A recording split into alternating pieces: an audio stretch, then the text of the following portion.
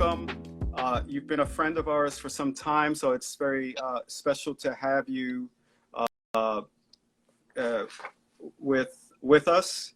And I just want to take the moment when we start, I just read a brief bio and we can just jump into this conversation with you. So I'm going to turn my screen around. And, just that people have that there. And so folks, joining us tonight is Jacob Kimball, aka Track 172. That will let you know he was once a writer, probably still is. But he's a Swedish art critic, art historian, and lecturer on visual culture who specializes in graffiti and street art. He holds a PhD in art history from Stockholm University. His PhD thesis, The G Word, Virtuosity and Violation, Negotiating and Transforming Graffiti in 2014, examines the historiography of graffiti and suggests that this subcultural phenomena should be understood as jointly produced by the subcultural and institutional agents. In 1992, he co-founded the international graffiti art magazine Underground Productions and worked as one of the magazine's editors throughout the 1990s. So Jacob, let's start from the beginning. And again, thank you for being here and lending your academic insight into this culture over the many years. And so let's start at the beginning as to where most people understood and got to learn about this culture in Europe with Style Wars. Why don't you give us the first impressions of this urban culture in Scandinavia? Yes, thanks. And I just want to say thanks for having me. I'm honored and delighted and really stoked to be here tonight. Yeah, I think that when we started, as you mentioned, I'm not myself a first generation graffiti writer from Stockholm, but when we started the magazine back in 1992, Underground Productions, one of our tasks was, of course, to interview the pioneering writers, and one of the things that came back all the time was the importance of the screening of Style Wars back in September 21st, 1984. It's a Friday night, and in Sweden at the time we had 2 TV channels. So it kind of, if you were a teenager being home that Friday night, this is probably the movie that you're going to watch. And it had a huge impact among the people who saw it. I didn't do it at the time. I saw it a few years later in a VHS copy.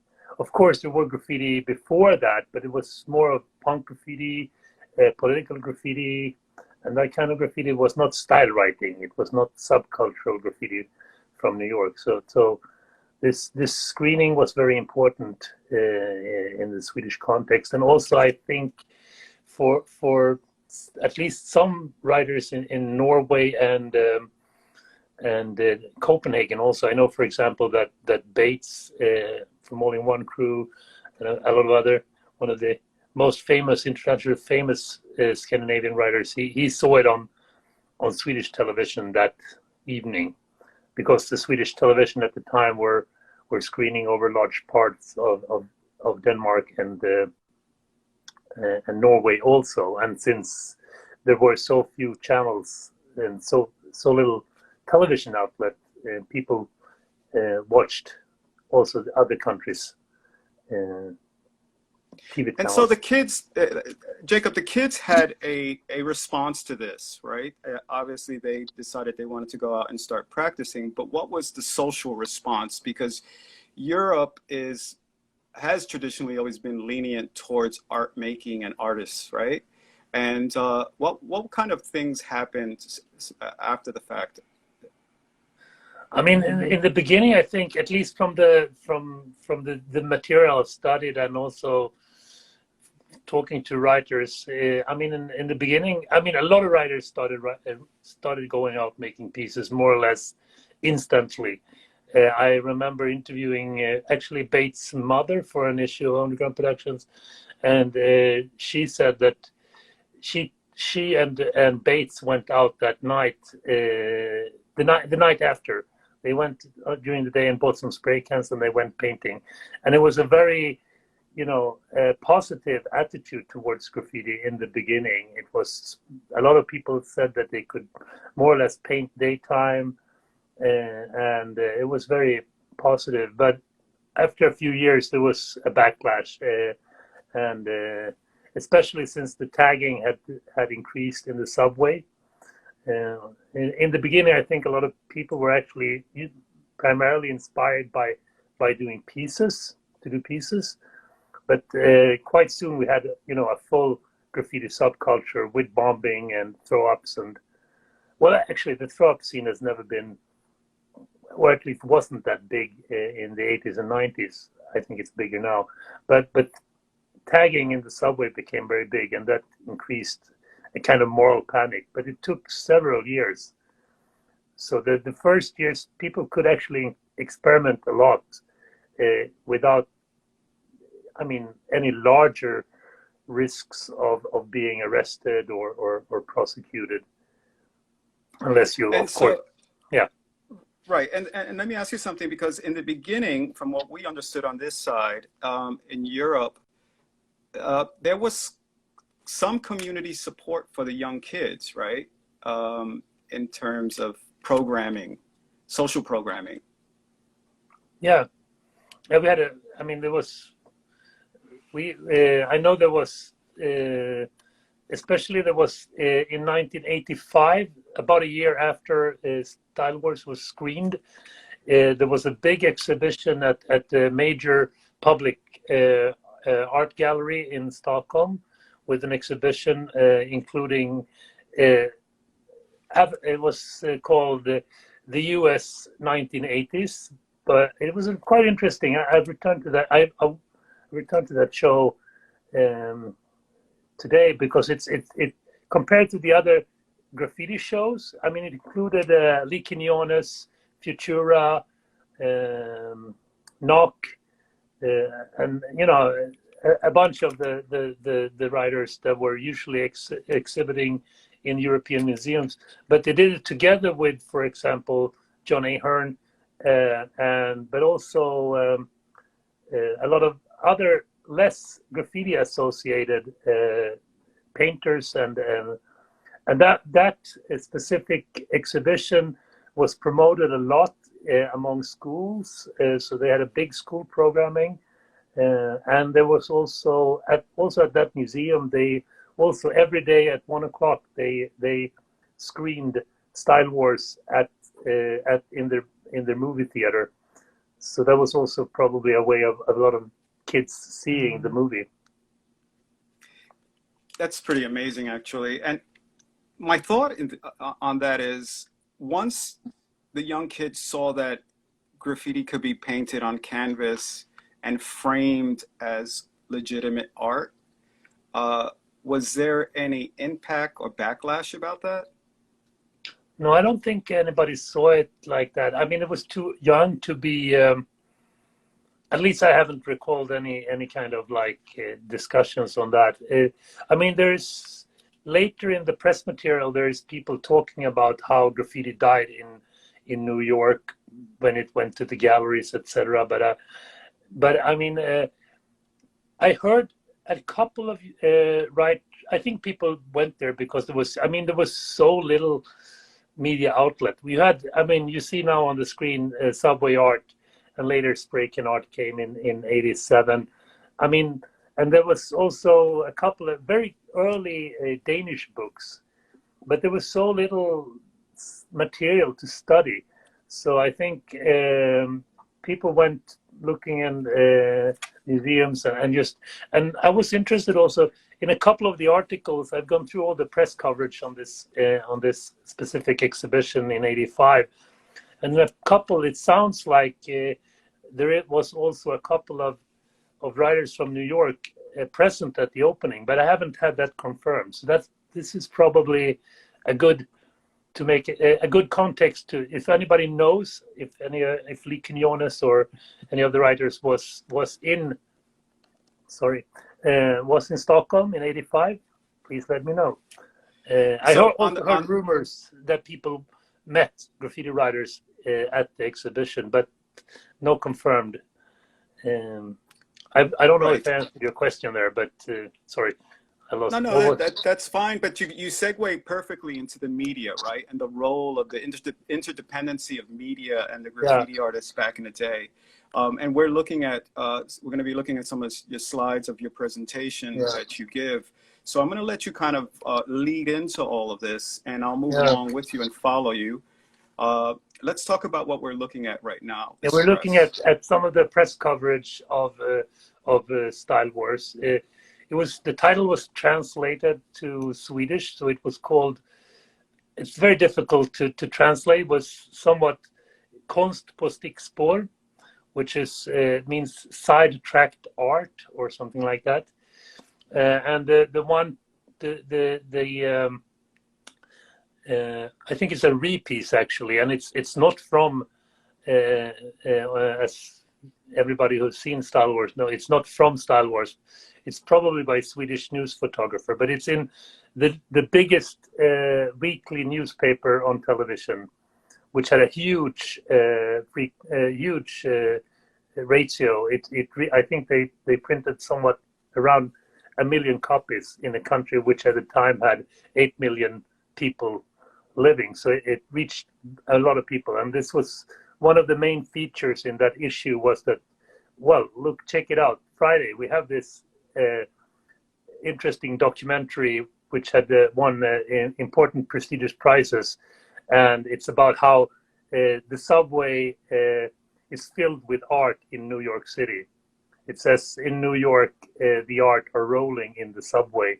And to the right, we see actually a television review of Style Wars in Swedish television the night after it was aired. And they say that this is a great movie. It should be resent with less competitious programming. Because on the other channel, there was the TV series MASH. And the reviewer says that MASH is too good. These are too good programs to be shown at the same time. That's his complaint, and he wants it to be re-aired. Yeah, and this is the Friday night. Mm-hmm. And you can see the speaker here presenting the movie. Well, it's interesting that again, this how media, right? American media saw this as a plague, without looking at the potential, right? And it seems like in Sweden they saw some potential. Am I correct? Yeah, definitely. But there is also an ambiguity, I think. I mean, you can see that there is a lot of. I mean, there is several very, very positive responses, but there was also, when you could look at the media, they had some problems talking about graffiti as art. They use a lot of quotation marks, and both regarding it, which shows a kind of like conceptual vagueness or uncertainty in a sense. They talk both about graffiti as vandalism with the quotation marks as to destabilize them, and as art. So it's obviously something that is, but definitely there's a very positive vibe about it in general. And I think that was overall. I mean, that's also falls into the overall the story with for example, subway art, which I mean was rejected by most of the U.S. publishers, from what we have learned from Arthur Cooper and Henry Chalfant. But they went to Europe to the Frankfurt Book Fair, and they got it published by a publisher in London, Thames and Hudson. So it's I think there was the kind of distance and closeness to New York, I think, was what was needed to actually see the potential. But at the same time, as I said, in between 87 and 89, there was a very, very intense debate about graffiti, where you mainly saw it as a problem in the Swedish. Yeah, this is an interesting. This is in some context what we see now. This record is sometimes referred to as the first Swedish hip hop record. I wouldn't perhaps define it as hip hop, but it's definitely hip hop inspired. It's percussion, beat wave. But as you can see, all of the photos on the cover is actually taken from Style Wars.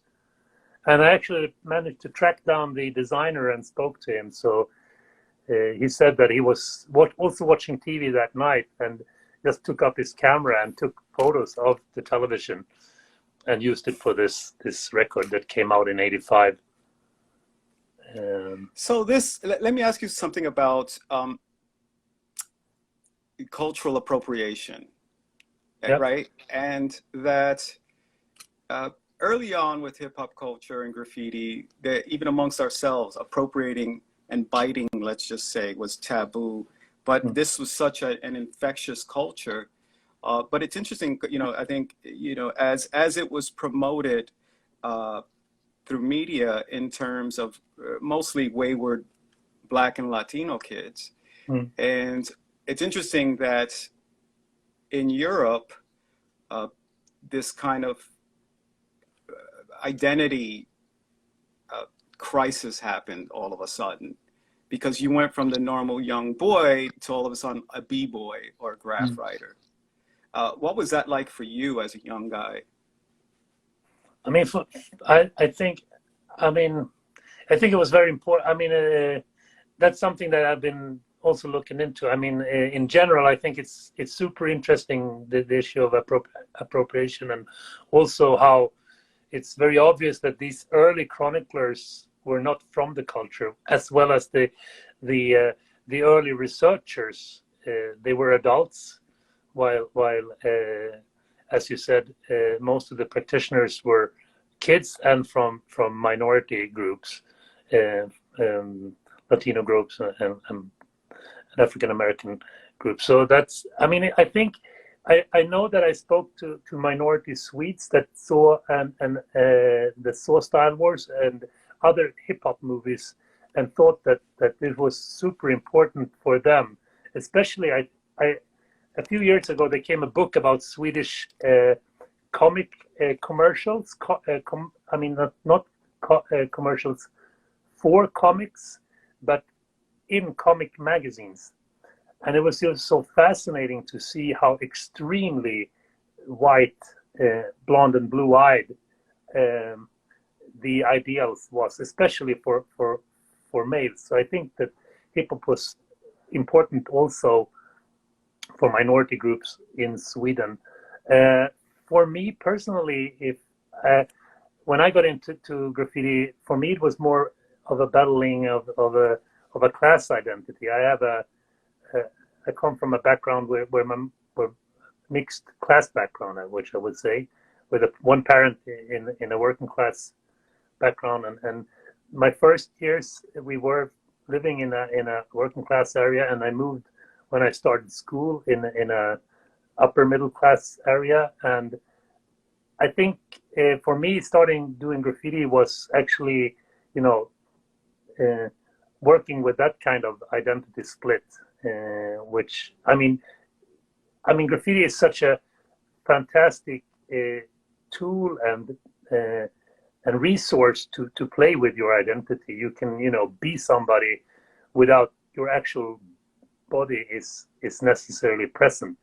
Your body is present in through your work, as I think Pistol, who says it in Style Wars, calm, cool, and collected, but the artwork is what is shown, and that I think was super important. So I think it's a very complex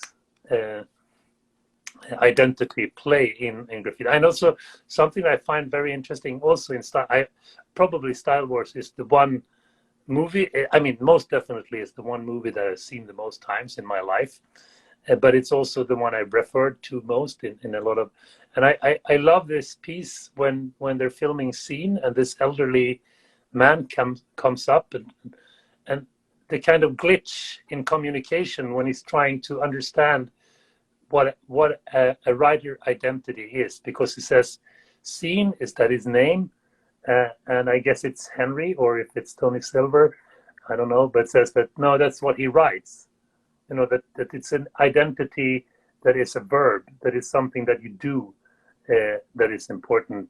Yeah. And So in your, yes, yeah. go on. No. I was going to I'm ask. talking about appropriation. I'm talking about appropriation. Yeah, no, well, I want to extend that. I want to extend that, right, Yeah. into asking you about the parallels, right?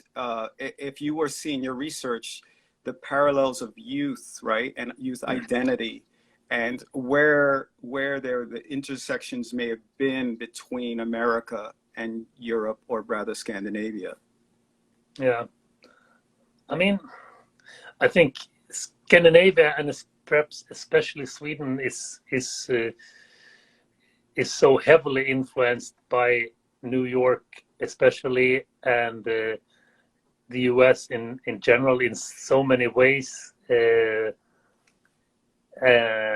And this is not only in graffiti. I mean, it's super important cultural influence, and I think that I've read about it also in other researchers who talk about this, that it's also a part of an heritage from the Second World War, where Sweden was, at least before the war, largely, a lot of the elites were at least not anti-Nazi, but parts of the elites were pretty pro-Nazi. And during the war, Sweden stayed out of the Second World War, and was heavily influenced by Germany. Germany was the big cultural input in Sweden before the Second World War, to a large extent.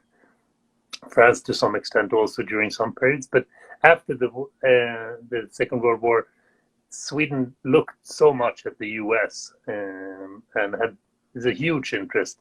And especially, I think, especially since Sweden was, during the Cold War, a kind of like, we were not a part of any of the blocs. So, and as Finland was also outside of the blocs, so we were and we had a social welfare state. So what we looked at a lot was especially minority culture, which was something that I think a lot of Swedes wanted to solidarize with. But I mean, people have written about that. This is also part of a kind of depth of being cowardice in relation to the atrocities of the Nazism and staying out of the war. So keeping on this theme of influence, we're looking at a wild style mural here. Yeah. And we're fascinated because it's this homage to Wild Style, the movie, the iconic graphic by Zephyr and Revolt, who painted that wall. And here, what's interesting to me, and I want to dig into this a little bit more with you, this is in Copenhagen in 1998.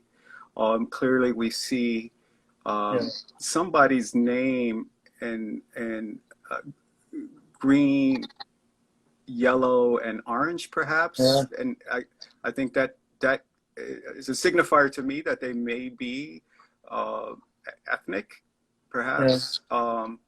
But then as I scan across and I look at this, which is the spray can over the city, and then in the distance, and let me see if I can get this in. This is quite fascinating that this is in there. We see like the Empire State Building in this. Unfortunately, this is not picking it up. No. But it's quite interesting, right? Like if you think about this, it's reflection of New York City, of America, this train, this distant place, but this art that is representing America. Yeah, definitely. I mean, the photo is taken in '98, but the piece is, I don't know anything. It's a piece, probably some of the if we have some Danish people might know more about this one.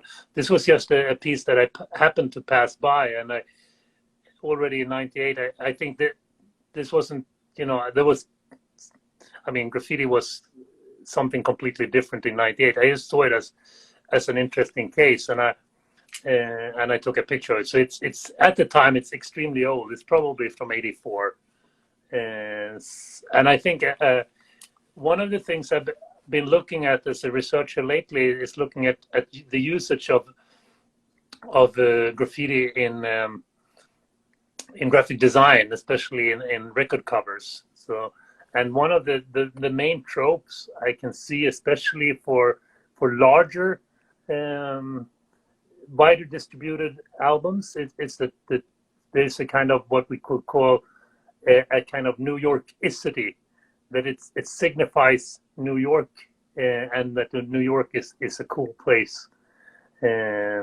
So that's something. So New York is, and I know there's, I mean, I know there was a piece from Finland, also an old school piece. I think it's from '85 or '86 by the I think it's by the Diamonds Crew, and it says it's a painter painted under an underpass, under a bridge, and it says in transit we bomb, in God we trust, in transit we bomb. And considering that Scandinavia is usually, at least the people of Scandinavia usually talk about themselves as being extremely secular and not believing, not Christian, active Christian believers, they were probably most likely not believing in God, and they were definitely at the time not bombing the transit, because this was so it was so important. It was so close to this kind of like New York. People wanted to be in New York, but I think people wanted also to. I think it became a projection, a surface of projection in a sense, and yeah. That leads me to the next question about projection and projection forward for these murals. This mural was painted long ago, and there's a sense of antiquity to it. And I know part of your research and your advocacy is around cultural preservation of walls. It's a big issue. Before we took these murals for granted in terms of their importance and their impact, and namely this mural too, that we saw in Style Wars, which of course got destroyed. But I want to know more about that work and why that was so important to you. I mean, it came from several different roads led me into the interest. I mean, I started noticing in chat forums that I was following that people were actually starting to talk about old school graffiti as something that should be preserved, and that I mean, I think it's all more or less the same, at least in all countries I've been. When you don't paint over a brand new piece, and because that would be a diss to the artist who done it, the writer who done it. But you wouldn't, when a piece is fairly old and perhaps it's already been dogged or something, you can paint over it. But there was suddenly this kind of feeling that some pieces that have survived longer, they were no longer representatives of the artist who done it, but more of a place and a time. And this kind of change in attitude among writers was something that I found fascinating. There was an old school piece in Stockholm from '84 that was painted, that was buffed in 2004, I think. So it's 20 years old. And people were really upset in some of the chat forums that I followed. Yeah, talking about inspiration here. You can see this is the low piece here is by Tarek and Circle, and you can see how highly influenced they are by Duster and Scene's mural in Style Wars. they're following it very close with the explosion, the color schemes, and everything. So And so why did you find it so important that you had to debate yeah, but the I thought preservation it was, of these? yeah, but I just realized that this kind of cultural sentiment that I was following was not, I mean, it was taking place subculturally, but since there was so little interaction between the subculture and the heritagization, I mean, the organizations of cultural heritage, this wasn't being picked up by the right institutions. And there was no kind of dialogue. And at the time, we had also a very, very severe zero tolerance strategy that were really trying to wipe out all kinds of graffiti all over Stockholm, especially, but also other parts of Sweden. And I thought that there was two things I would say. So they would buff without any kind of cultural I mean, they would just take out anything that they got a chance to paint over. A little bit like we saw a few days ago where the Caves mural in New York, where I saw that Caves now were suing the police for participating in painting over one of these old murals. But that kind of like that was what I saw was happening. And I also thought that a lot of the zero tolerance were working with bureaucracy.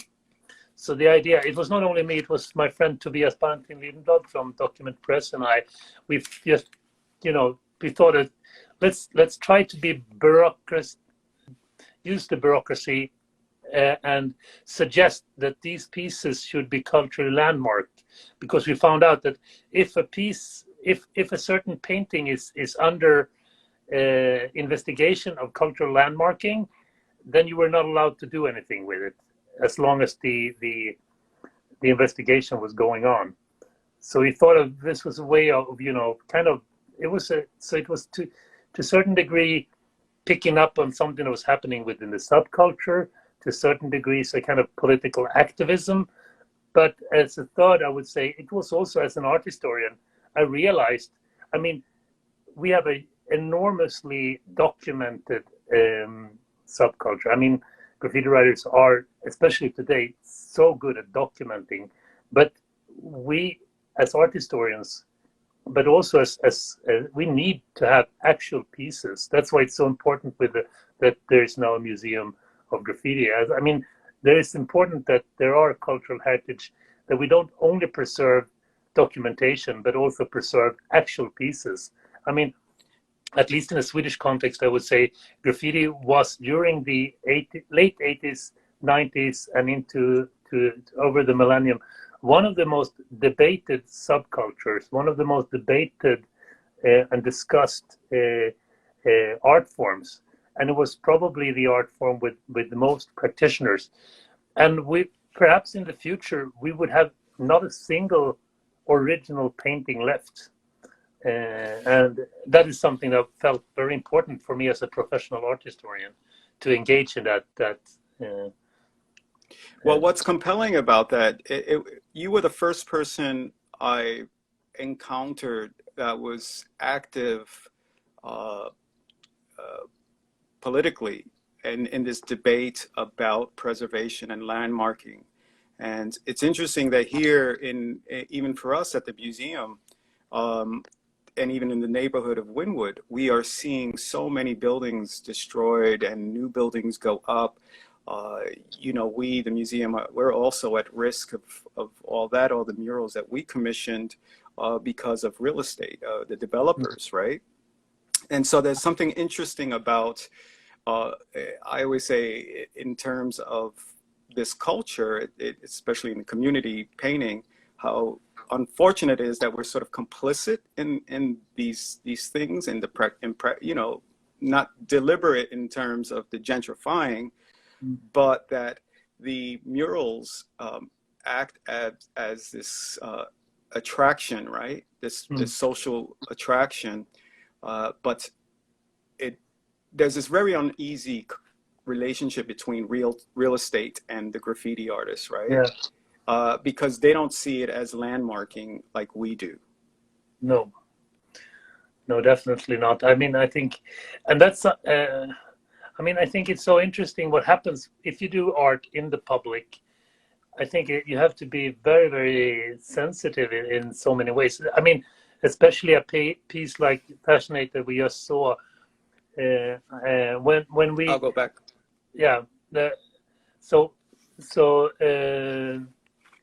this, I mean, it was done in 1989, and this is the one that had been most discussed actually, and it is at the moment landmarked, but they are about to actually undo that landmarking and tear it down. So I don't know, perhaps this month, perhaps during the autumn, they will probably tear this wall down, unfortunately. But when this was, when we had the idea I mean, when we had the idea to landmark, this was one of the four. We of course contacted all the artists that we could contact, and that was more or less all of them, I think, and just wanted not perhaps the permission, but at least their, I mean, not that they were hostile against suggesting it. And one of the artists behind this said, "Yo, I don't know, because this piece is such a bad condition today, and I don't know. I think it's a great wall. I would like to repaint it." And I was like,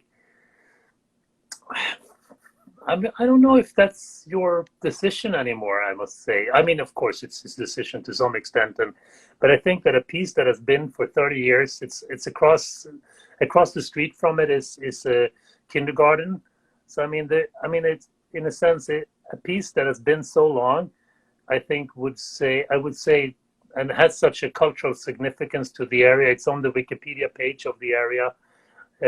It's no longer, at least not in a simple sense, owned by the artist or owned by the real estate owner. I think it's owned by the community, or at least you have to be sensitive to the community, and it's owned also to a large extent, I would say, by the graffiti community. So there's several different communities that have a very strong sense for this one, and I think that a lot of people would have been pissed off if the artist would have done a new piece on it. But they were all actually behind us in this later, but the initial response was to, should we really do this?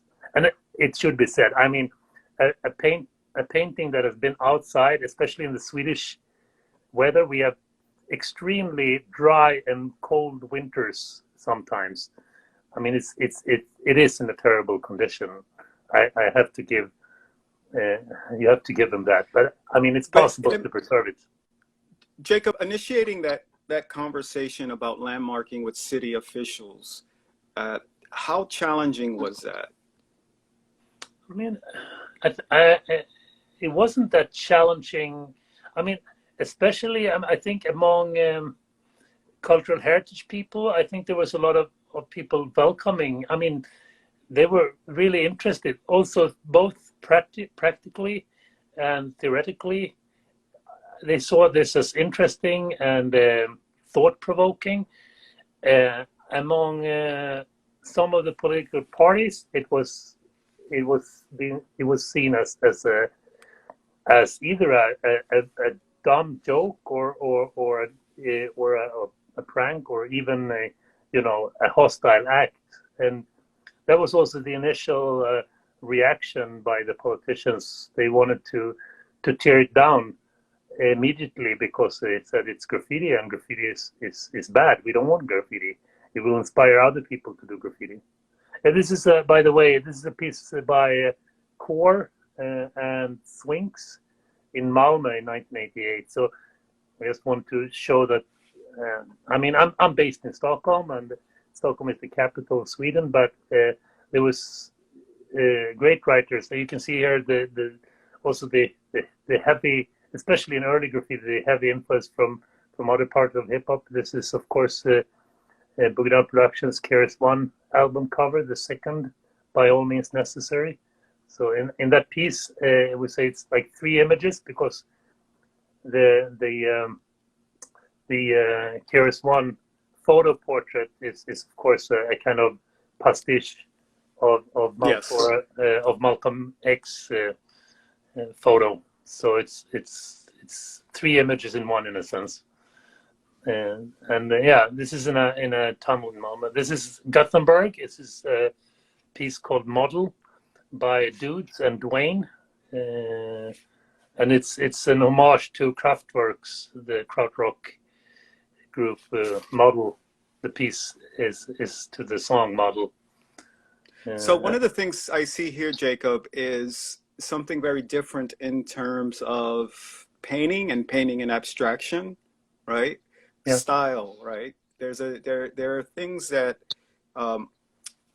we kind of underappreciate, I believe, in terms of the evolution of style, especially coming out of Europe. And can you tell me a little bit about the mindset of style writers during the 80s and 90s there? I mean, I think I think, I mean, what I think there was several different mindset, but I think at this time there was just doing as technically good and advanced graffiti as possible. Perhaps even, you know, I think a lot of people, I mean, it was heavily in depth to New York style writing, of course. I mean, more than heavily in depth. But I think there was also ideas of trying to make a kind of declaration of independence, regionally, nationally, and locally. This is a piece by Puppet from Västerås. So this is one of my favorite pieces by him. I think it's still one of my favorite pieces from. And what fascinated me with this one is that he did the whole piece, the whole mural himself, which at the time I think was quite uncommon in Europe. I mean, if you think of Europe, you always had this kind of duo. I mean, we had Bando and Mo too in Paris. In Stockholm, we had Snow and Slice, who were doing, one were specializing in scenery and characters, and one were specializing in style. But this is, at least in Sweden, in this context, it was kind of unique that somebody did both the scenery and the characters and the style. And I remember when Jim Prigoff, may he rest in peace, I met him when he was visiting Sweden in 1992. One of his first things he wanted to do was to go to Västerås and see this piece and a couple of other pieces by Puppet. Yeah. So I mean, I think that developing style was, of course, what was, you know, among most writers, beside being up in the subway, was having a good style. This is, by the way, Snow, which is also, I mean, Snow was primarily known as a character writer in Sweden, but I think I love this silver piece by him, and you can see the Public Enemy logo there, and the Mini Uzi also associated with Public Enemy. And he's befriended Flavor Flav and Chuck D so he's a friend with them. So I don't know if it was at the time, but I know that whenever Public Enemy played in Sweden, they were always giving props to Ziggy. Or yeah, this was the style king in Stockholm at the time. Slice, Back to Crime, and this is one of the most important pieces in my teenage.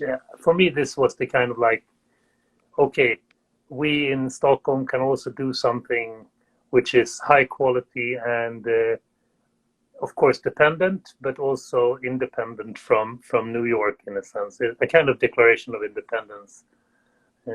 I've visited I can see that. I can see that both in the painting technique and the style writing on, especially the red and yellow and piece by Slice. Jacob, these guys did because of, again, proximity is important, right? You're next to Malmo, Finland. You have Scandinavia, and then the rest of Europe. the migration. What kind of migration was happening between artists, and they're traveling to other countries to bomb and make associations? Yeah, I think, I mean, to a large extent, many were so young, as you said. It was also the same in Sweden. I know that Slice was a little bit older, so he was probably traveling. I know he was friends with Bando and Mo 2, perhaps primarily Mo 2. So there was this kind of like, I mean, the European capitals of graffiti, I would say, at least from my perspective at the time, and I would say was Amsterdam and Paris, and to some extent perhaps Munich. But in Sweden, I would say Amsterdam and Paris were the kind of capitals. Why do you leave London out of that, since they have that closer proximity to New York, and in fact, yeah, I don't know why London was. We very rarely talked about London. I mean, of course, you cannot rule out. I mean, Mo 2 is from London, so, but he was more famous for the stuff he did in Paris than the stuff he did in London. I don't know. I can't explain it. I mean, of course, England is also, and Copenhagen and London were also important, but the capitals for us, what we wanted photos from was from Amsterdam and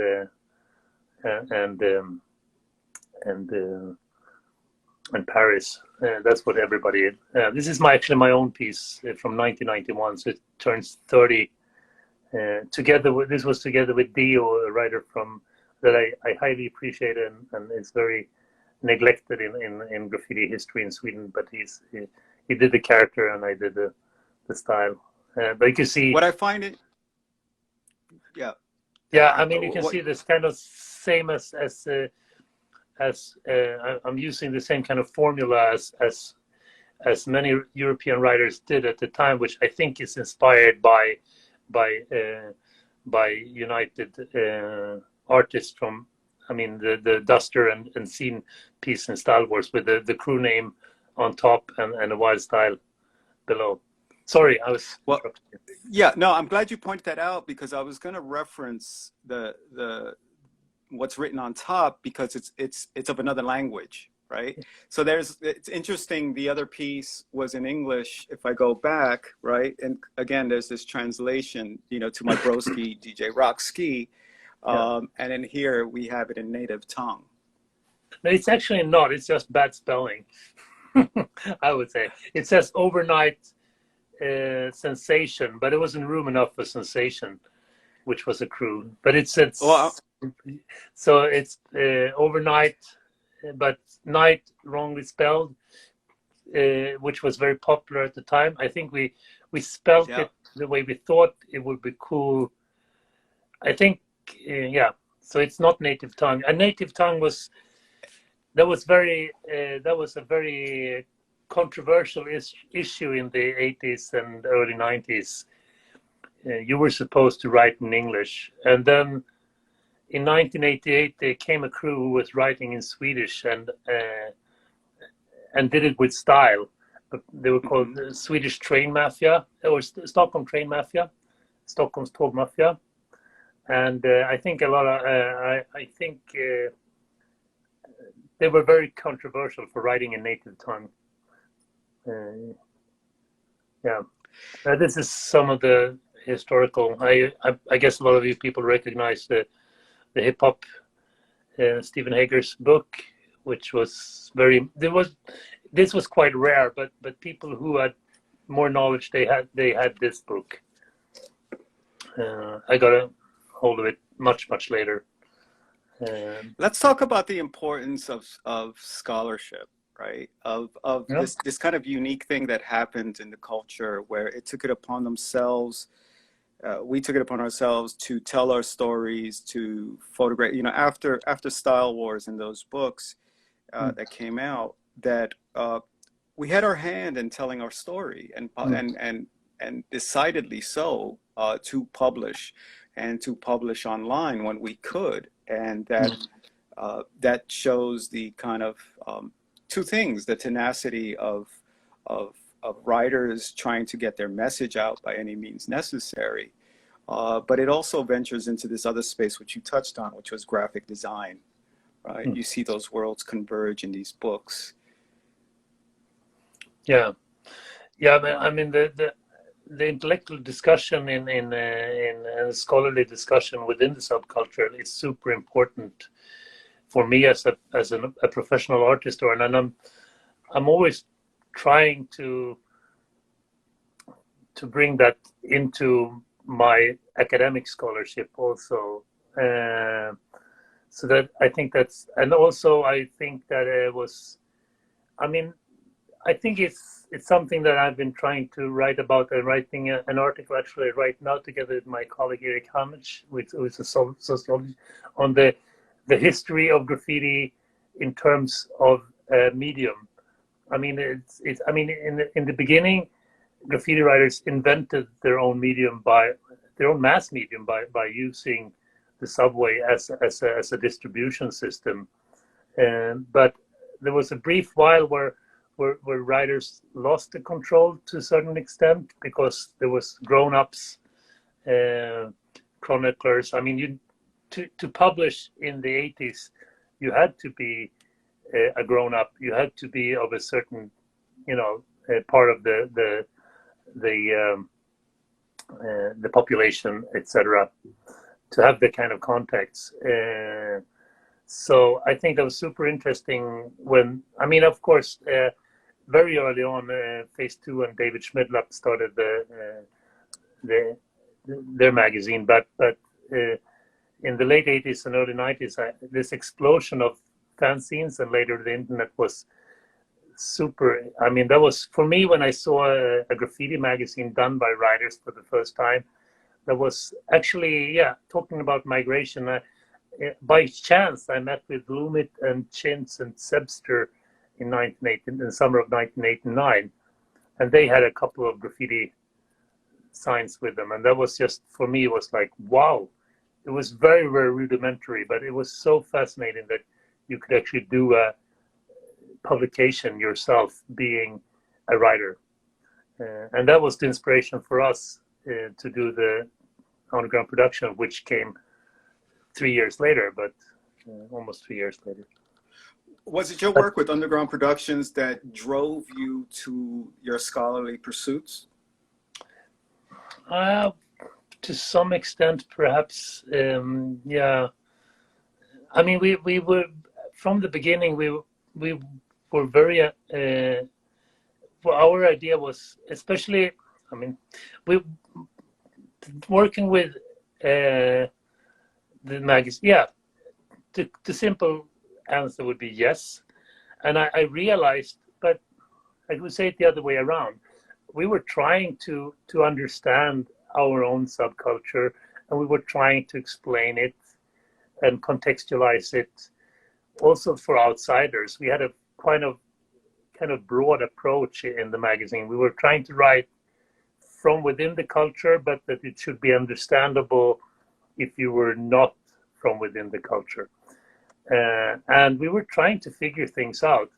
And when I started reading art history as a part of when I started studying, which I did quite late in life, I don't come from an academic family, so I started studying to become a teacher. I had been substitute teaching a little bit, and then I realized, studying art history, suddenly art history gave me new tools to do this kind of explorations that I had been doing.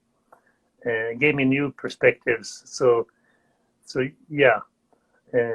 I share in those sentiments, because early on art history was super important to me in the early 80s, and I found my voice in the early 80s in a much different than my peers about thinking about this culture in broader contexts, and that the idea of scholarly pursuit, especially now that we have institutions that are,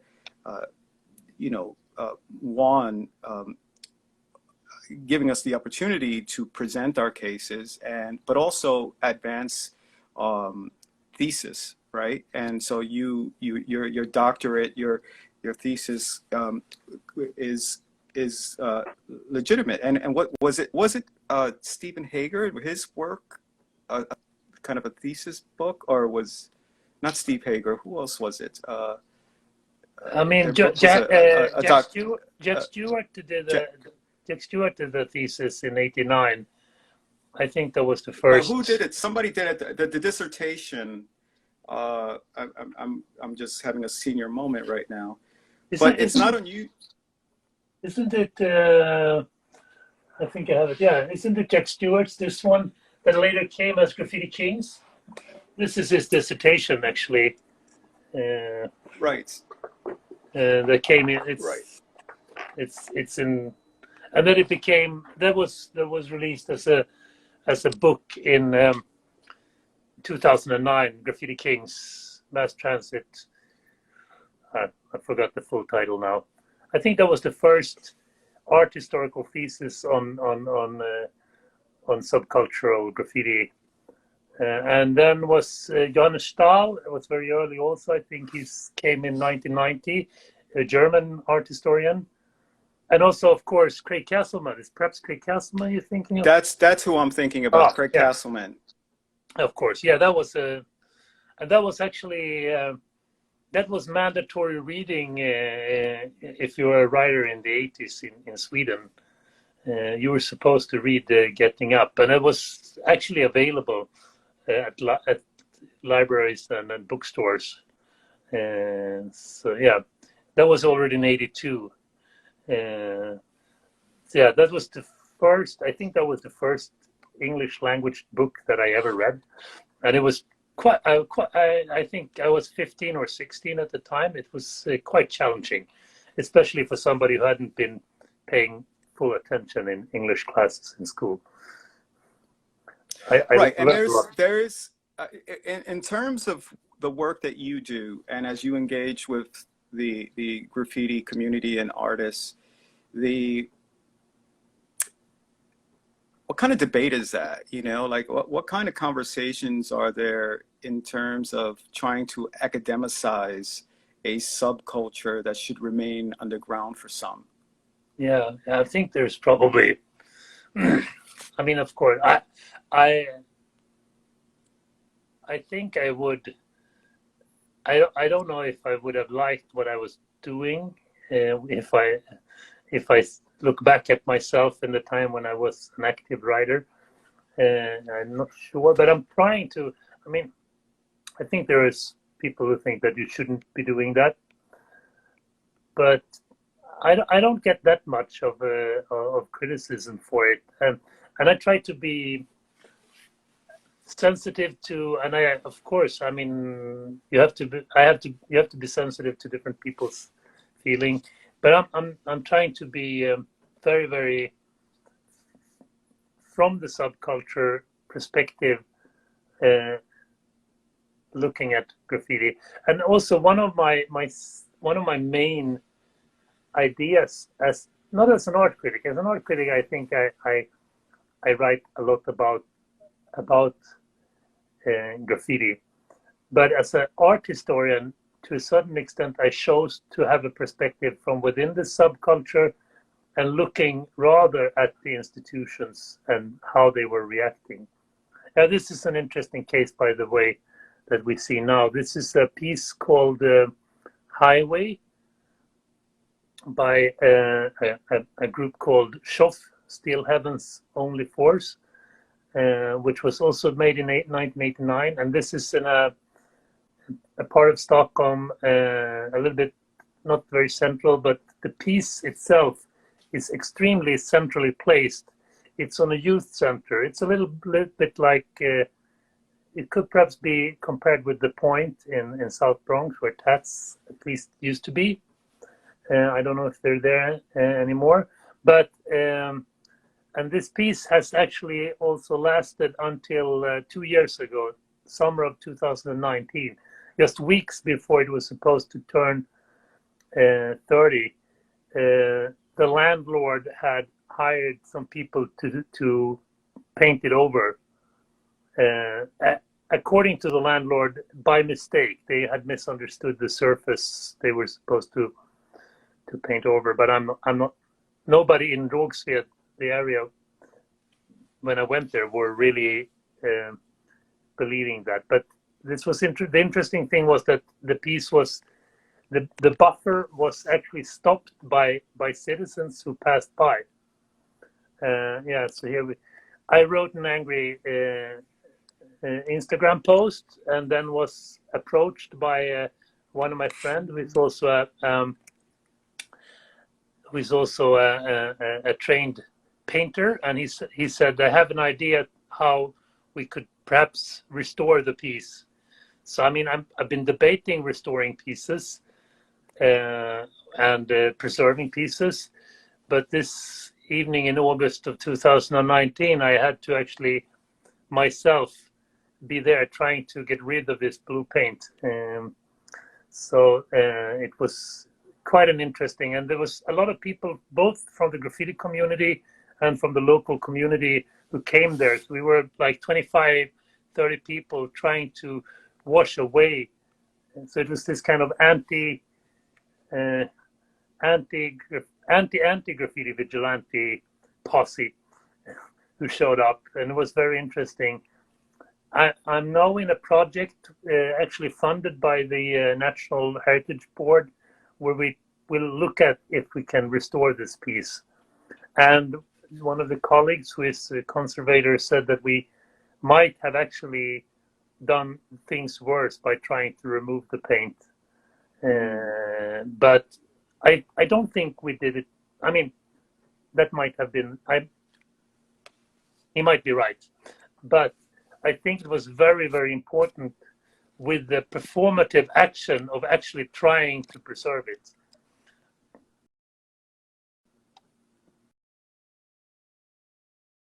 And the graffiti communities. Here we see a photo. You know, yeah. This is the paint. This is when we're trying to remove the paint. So this is a few of us, and I became kind of the the media operator. So I was using the media channels, and let me have to put my phone on. Yeah, so this is people trying to remove the paint. You can see me with a gray shirt furthest to the left, and other people trying to take away the blue paint that's covering the piece. And we got good help from the youth center behind the walls. So it's there. That is an important. So this brings up something interesting for me about a kind of precious word both graffiti writers and the art community and critics have. They use a lot about the culture. It gets under my skin a little bit. Ephemerality, right? Like, yeah, we get that. That's part of it. But does that have to be so, right? Because I think about some of the great masterpieces and murals in New York back in the day, Lee and others, and that those didn't need to be ephemeral. And art doesn't need to be ephemeral, especially when it has, when it implants itself in such an important way in a community, right? And that we become so comfortable with that's whereas the real estate people and art critics dismiss the value of the work. Yeah. I mean, a lot of art critics would. I'm not one of them, but I think there is. I mean, you can look at it several ways. I think that to preserve all of the graffiti that is. I mean, I think one of the most intriguing articles that I've read, which was a very early one by Susan Stewart, came already in 1987. She talks about graffiti removal as a process, and I think she writes about it very interesting, and she talks about also about how important graffiti removal is for the graffiti culture. By the graffiti removal is actually creating new canvases for graffiti writing. And I think she's right to a certain extent, but she also says that graffiti paintings are not, graffiti is not individual artworks, and that's where I think she's wrong, because I think graffiti is both a process and individual artworks, and I think it's important to preserve and keep some, and it doesn't have to be ephemeral. And she also says that one of the things she says is, per se, graffiti is not at all ephemeral. I mean, spray paint is especially in the 80s in Europe, people were using car paint. It's extremely solid. So it's definitely the ephemerality is because of anti-graffiti programs. I mean, so that's one thing, and definitely I think murals. I mean, this is one, for example, that I was shocked to realize. Yeah, I was on what I in retrospect have called an auto. What do you call it? I was for almost 2 months. Malcolm Jacobson and I was in New York in 2001, and we saw this Allen Boys piece, and this is the photo in Johannes Stahl, one of Johannes Stahl's books. But also when I saw it in 2001, it looked more or less like this. It was in very good condition, and it said Allen Boys. It's on Allen, I think it's on Allen Street, down on Lower East Side. Flick Quinones piece. And when I came back in 2008, it looked like you could see. I think this is 2008 or 2009, and later the same year, it was buffed. Very, I mean, this is the kind of like, I mean, it's completely made out of any kind of cultural, historical, I mean, they haven't even buffed the whole wall. They just have, they must not have known and understood what piece of cultural heritage they were actually attacking here, I would say. It's of neglect in a certain sense, rather than perhaps of pure hostility. So what I did with this, when I was actually very, very saddened by this, especially since I'm a big admirer of Quinones and also being interested in the preservation, this was really saddening. I did an art critical article for our own magazine, Anagram Productions, where I tried to talk about this piece. It's not one of Lee's more famous pieces, at least not internationally. Perhaps was this famous in the graffiti scene? Yes, anything that Lee painted was sought out, especially down on the Lower East Side. And I was among many young kids who would make the pilgrimage to seek out his walls. Yeah. This was one of the more obscure ones. This one and the one on 40th Street, I think it was, the Fab Five piece. But yes, this had a long life. It really did. It had a long run. Yeah, I mean, this. So it was done in 82 or 1 or 2, I think. I remember checking. I found some information on it. That's about right. Yeah. So it was there for almost 30 years also, and I mean also. You talked about the real estate interests and I mean the gentrification of Lower East Side, etc. And this is, I mean, not only for the graffiti community and the art history, I would say also from a kind of like city historical perspective. I mean, it talks about another Lower East Side. Allen Boys, from what I've understood, was a gang, so it talks about another Lower East Side. It tells the story about, you know, the late 70s, early 80s, Lower East Side. It talks about a great artist, one of perhaps more obscure works, but I mean, for me at least, it was. I mean, when I saw it, it was. I thought I'd seen everything by Lee. That's at least what you think. But then I realized later that there is so much he has done that we in Europe never Well, there's so saw. much that, one of his last murals on the Lower East Side, maybe about a decade or so ago, was the helicopter one, and a big effort on his part, but then they just developed another building that hit it, right? And so unfortunately we'll never see it. It's there, but we'll never see it again unless the building is demolished. No, but that's, Jacob, go on. Hopefully we come to that. Perhaps one time in history we come to that. If the knowledge is left and we get the proper, we will tear down that building to preserve this piece. That would be I will sort of do a bad job of quoting John Sawhill about, society will be remembered not by what it's built, but what it's refused to destroy.